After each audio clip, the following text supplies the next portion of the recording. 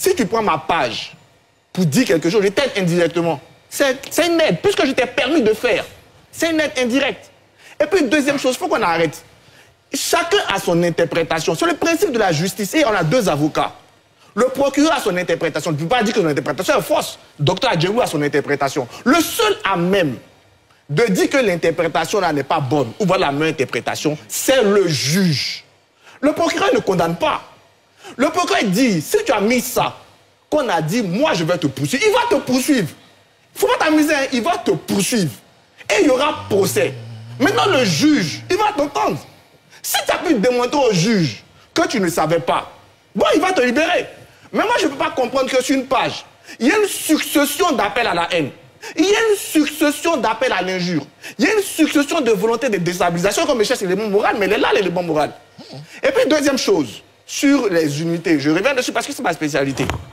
Non, une unité peut agir en cagoulé. Vous prenez quelqu'un qui va arrêter un trafiquant de drogue, par exemple. Mais vous exposez la personne, vous exposez sa famille, vous exposez ses enfants.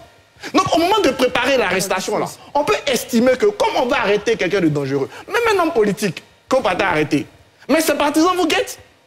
Donc, on peut estimer que comme cet homme politique-là est assez célèbre, on va protéger l'identité de ceux qui vont aller l'arrêter. Ça n'enlève rien et c'est opérationnel. Sinon, vous mettez en difficulté non seulement un agent qui est chargé d'assurer la sécurité des Ivoiriens au quotidien, et vous mettez en difficulté sa famille. Moi, je suis d'une famille de militaires. Donc, vous allez me mettre en danger, vous allez mettre en danger les miens. Donc, il faut arrêter à chaque fois, quand on applique les choses, de vouloir verser le procureur dans la vérité populaire. Le procureur n'est pas un juge. Lui, il a son interprétation. C'est d'accord, c'est pour ça que les avocats ne doivent pas avoir la même interprétation que lui. Mais lui, comme il sait qu'il va te poursuivre, c'est de l'éducation qu'il fait.